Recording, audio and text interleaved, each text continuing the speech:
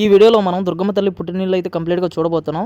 కంప్లీట్గా ఎక్స్ప్లెయిన్ చేశాను, ఎక్కడ మిస్ అవ్వదు, లాస్ట్ వరకు చూడడానికి అయితే ట్రై చేయండి. చాలా ఇంట్రెస్టింగ్ ఉంటుంది video. Hello guys, welcome to our channel. Guys, ఈ రోజు మన వీడియోలో దుర్గమ్మ తల్లి పుట్టినీళ్ళు అయితే చూపించబోతున్నా. సో అమ్మవారి పాదాలు మొదటిగా ఇక్కడే మోపింది అనమాట, ఈ కొండ మీదే. సో ఇక్కడికి ఎలా రావాలంటే మనకు మొగలరాజపురం అనే ఒక విలేజ్. సో అక్కడ నుంచి మనకు ఒక 2 వేస్ వస్తాయి. ఒకటి శివాలయంకి వెళ్ళేదారి, 2 అమ్మవారి కొండ దగ్గరికి వెళ్ళేదారి. ఈ అమ్మవారి కొండను అయితే చాలా పేర్లతో అయితే పిలుస్తారు. కొంతమంది దనకొండ అంటారు, కొంతమంది ధ్యానకొండ అంటారు, కొంతమంది అమ్మవారి పుట్టినీళ్ళు అంటారు. సో వీడియో అయితే కొంచెం లెంతీగా ఉంటుంది, ఎందుకంటే అమ్మవారి హిస్టరీని తక్కువ కుదించి చేసి చెప్పలేను. సో అందుకని కంప్లీట్గా అయితే ఎక్స్ప్లెయిన్ చేసా, చూడడానికి అయితే ట్రై చేయండి. ఇక్కడ వినాయక స్వామిని దర్శనం చేసుకున్న తర్వాత కొన్ని స్టెప్స్ ఎక్కి పైకి వెళ్ళామంటే అమ్మవారు శ్రీచక్ర రూపంలో మనకు దర్శనం ఇచ్చే ప్లేస్ అయితే కనిపిస్తుంది. ఆ ప్లేస్ మనకు ఒక చిన్న గోపురం లాగా ఉంటుంది. సో ఇక్కడ నుంచి చూపిస్తాను మీకు, కొంచెం మీకు అర్థమైనట్టు ఉంటుంది అన్నమాట. తర్వాత వెళ్ళినప్పుడు మీరు ఈజీగా గెస్ చేయొచ్చు. సో ఇక్కడ నుంచి చూడండి, మనకు ఒక గోపురంలా కనిపిస్తుంది కదా, ఇక్కడ అమ్మవారు శ్రీచక్ర రూపంలో దర్శనమిస్తారంట. ఇక్కడ నుంచి అమ్మవారు అవతారాలు అయితే మనకు స్టార్ట్ అవుతాయి. మొత్తం 8 మలుపులు ఉంటాయి.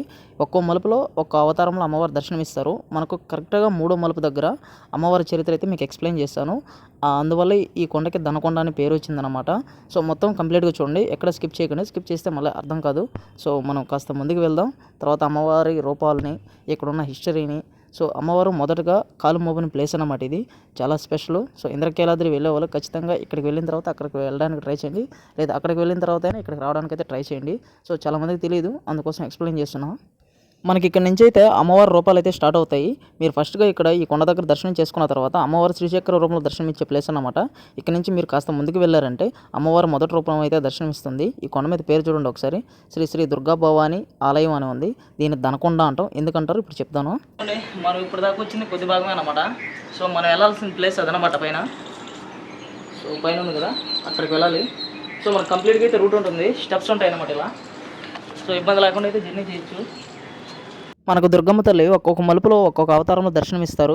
ఇది అమ్మవారి ఫస్ట్ అవతారం అన్నమాట. చాముండేశ్వరి దేవిగా మనకు దర్శనం ఇచ్చే చోటు ఇది. ఇక్కడ నుంచి మనం కాస్త ముందుకు వెళ్ళామంటే 2వ టర్నింగ్ పాయింట్ ఉందన్నమాట.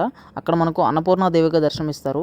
3వ మలుపులో బాల త్రిపురమణిగా మనకు దర్శనమిస్తారు. ఈ 3వ మలుపులోనే మనకు స్టోరీ అయితే ఎక్స్ప్లెయిన్ చేస్తాం, ఎందుకంటే ఆ 3వ మలుపు దగ్గరే మనకు స్టోరీ అనేది స్టార్ట్ అవుతుంది. మనకి ఇక్కడ కనిపిస్తున్నది అమ్మవారిది 2వ అవతారం, అన్నపూర్ణాదేవిగా దర్శనమిచ్చే అవతారం అనమాట. ఇక్కడ నుంచి మనం కాస్త ముందుకెళ్తే 3వ అవతారం అయితే వస్తుంది.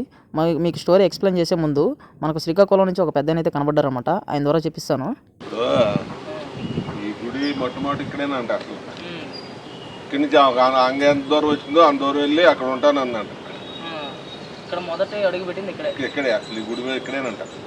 ఇక్కడ నుంచి ఇంద్రకీలాద్రికి అక్కడికి వెళ్ళి అక్కడ మరి సౌకర్యం ఉంది కదా, కృష్ణ ఇవన్నీ ఉన్నాయి కదా, అలా వచ్చిన వాళ్ళకి మరి ఇక్కడ నీళ్ళ వరుస తెలియదుగా.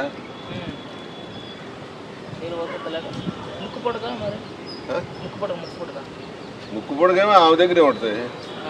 ఎప్పటికైనా అందుకుంటే మొత్తం మనం అంతా ఖాళీ. కృష్ణమ్మ వచ్చి అందుకుంటే అందుకోకుండా ఉండడానికి కొండపైన ఉండేది అంత హైట్ లో. ఓకే, అది ఎవరు చెప్తే అదే. మనం ఎప్పుడు ఆమెకి కలియుగం అయిపోతే అప్పుడు వస్తుంది. డాబాలో ఉండు ఏముండు అది మనం ఉండు. ఆ రోజే లాస్ట్ కలియుగం అంత మనకి ఈ పెద్ద చెప్పిన స్టోరీ ఇంచుమించు కరెక్టే. కాకపోతే ఒకవేళ నేను చెప్పేది మీకు అర్థం కాకపోతే నేను ఎక్స్ప్లెయిన్ చేస్తా. తర్వాత మీకు బోర్డు మీద హిస్టరీ మొత్తం ఉంటుందన్నమాట, స్టోరీ మొత్తం అమ్మవారిది. సో ఎలా వెళ్తారనేసి అది చదవచ్చు మీరు, అది కూడా మీకు లాస్ట్లో ప్రొవైడ్ చేస్తాను. సో అమ్మవారి హిస్టరీ అనేది ఎక్స్ప్లెయిన్ చేస్తాం. మనకు వచ్చేది ఇప్పుడు 3వది, అమ్మవారు బాల త్రిపురమణిగా అవతారం ఇచ్చిన ప్లేస్ అనమాట, 3వ మలుపు. ఇక్కడైతే మీకు స్టోరీ ఎక్స్ప్లెయిన్ చేస్తున్నాను. సో స్టోరీలోకి వెళ్దాం. ఈ టెంపుల్ హిస్టరీ అయితే ఈ కొండని దనకొండ అని ఎందుకుంటారంటే, అమ్మవారు 3వ మలుపు దగ్గర ఒక గొర్రెల కాపరికైతే అతను కోరుకున్న ధనం ఇస్తుంది అన్నమాట. ఈ కొండ దగ్గర ధనం తీసుకొని వెనక్కి తిరిగి చూడకుండా వెళ్ళమని చెప్తుంది అనమాట. సో అతను ఆ డబ్బు తీసుకుని పరిగెత్తుకుంటే ఊర్లోకి వెళ్ళేసి ఊరు మొత్తాన్ని చెప్తాడనమాట, ఇలా కొండ మీద అమ్మవారు ఉంది, ఇంత డబ్బు ఇంత ఇచ్చింది అనేసి చెప్పడంతో అప్పటి నుంచి ఈ కొండని దనకొండ అని పిలుస్తారంట. సో అమ్మవారు ఇక్కడ కాకుండా ఇంద్రకీలాద్రికి ఎందుకు వచ్చిందంటే, ఈ కొండ మీదకి ఎక్కేటప్పుడు భక్తులు పవిత్ర స్నానం చేసి రావాలన్నమాట. సో ఈ మనకు ఈ కొండకి చుట్టుపక్కల పవిత్ర స్నానం చేయడానికి ఎటువంటి రిజర్వాయర్లు కానీ బ్యారేజ్లు కానీ ఏమి ఉండవు. సో భక్తులు ఎక్కడో స్నానం చేసి ఇక్కడికి వచ్చేటప్పుడు చాలా ఇబ్బందులు ఎదుర్కొనే వాళ్ళంట. సో ఆ భక్త జనం అంతా స్నానాలు చేసి అమ్మవారి దగ్గరకు వచ్చినప్పుడు శ్రీచక్ర ఆకారంలో పైన మీకు చూపించాను ఇంతకుముందు, అక్కడ మన కెమెరా అలవలేదు. సో అందుకని మీకు చక్ర రూపంలో మాత్రమే చూపిస్తున్నా. ఒక జ్వాల రూపంలో కనిపిస్తుంది అనమాట. భక్తులు వచ్చి మొరపెట్టుకుంటారనమాట అమ్మవారితో. అప్పుడు అమ్మవారు ఇక్కడ నుంచి ఇంద్రకీలాద్రికి వెళ్ళి అక్కడ వెలుస్తుంది అనమాట. భక్తులకి అక్కడి నుంచి వరాలు ఇచ్చేది అనమాట. సో ఎవరైనా సరే విజయవాడకు వచ్చేవాళ్ళు మనం ఈ దనకొండని దర్శించుకున్న దర్శించుకున్న తర్వాత అక్కడికి వెళ్ళడానికి ట్రై చేయండి. అక్కడ దర్శించుకున్న తర్వాతనే ఇక్కడికి వెళ్ళే ప్రాబ్లం లేదు. కాకపోతే ఈ టెంపుల్ మాత్రం అసలు మిస్ అవ్వదు. చాలా మెమొరబుల్ ప్లేసు, చాలా హిస్టారికల్ ప్లేసు, ట్రూత్ అన్నమాట, నిజమైన ప్లేసు. నమ్మకంతో రండి. సో మనం అనుకున్నట్టు ఖచ్చితంగా జరుగుతాయి. సో నేను ఇచ్చే సజెషన్ ఏంటంటే కెమెరాస్, మొబైల్స్ ఏమైనా సరే ఇక్కడ వరకు స్టాప్ చేయండి. జస్ట్ ఈ ప్లేస్ ఉందని తెలియజేయండి. సో పైకి వెళ్ళి అమ్మవారి టెంపుల్, ఈ గర్భగుడి ఎంత తీయడానికి ట్రై చేయొద్దు. సో ఎందుకంటే తీయకూడదు కూడా, అమ్మవారి శక్తి పీఠాలు అన్నమాట అవి.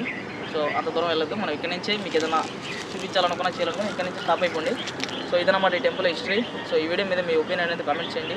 సో మేబీ చాలామంది తెలియకపోవచ్చు ఈ టెంపుల్. సో రావడానికైతే ట్రై చేయండి.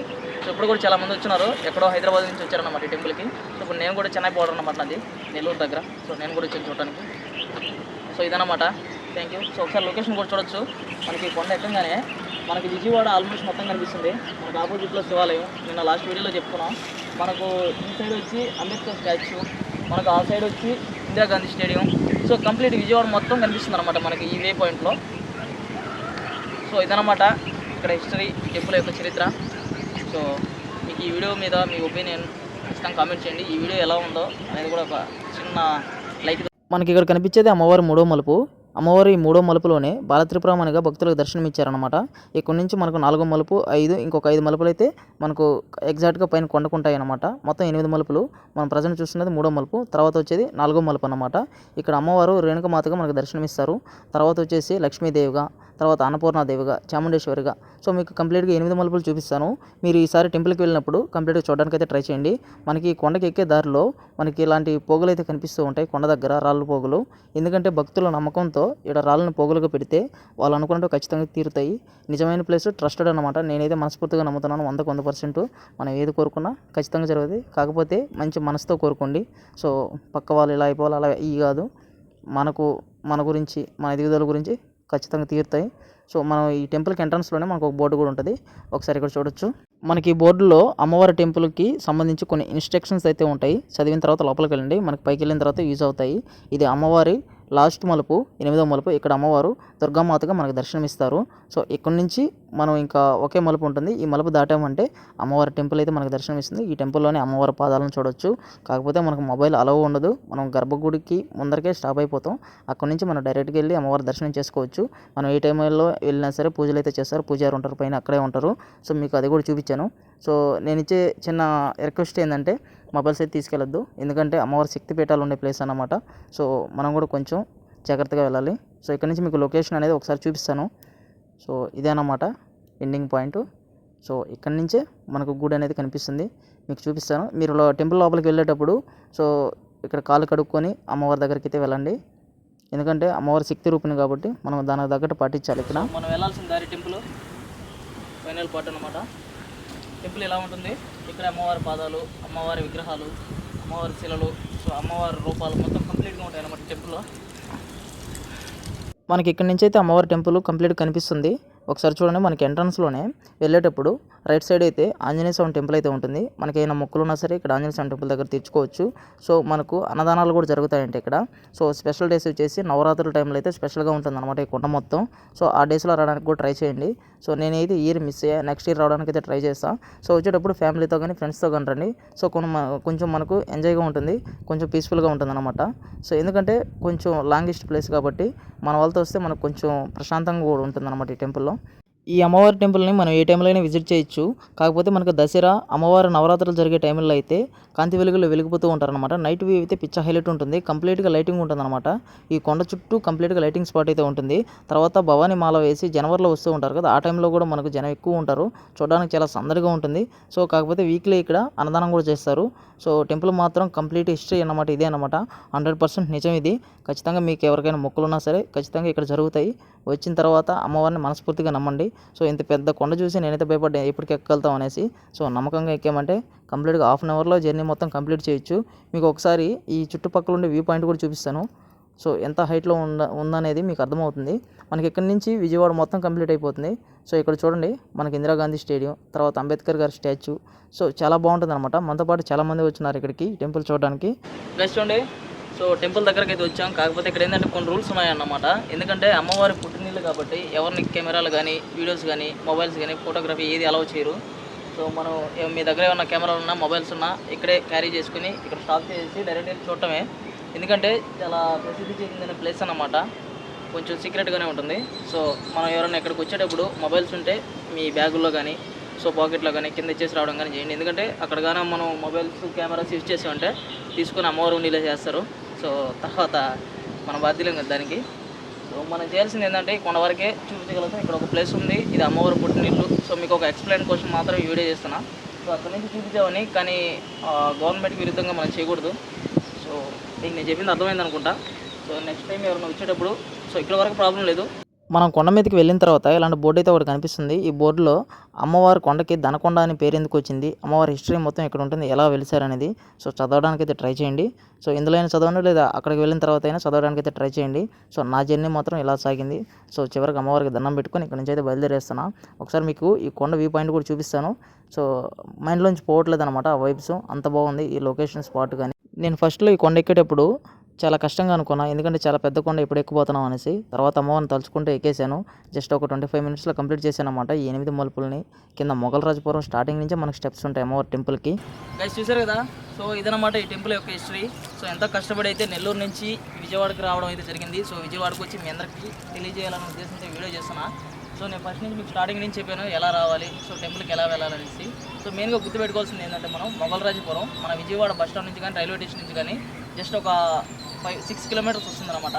సో దనకొండ అని అడిగితే ఏ ఆటో డ్రైవర్ అయినా సరే ఎవరైనా సరే ఇక్కడ డ్రాప్ చేస్తారు, ఎందుకంటే అంత ఫేమస్.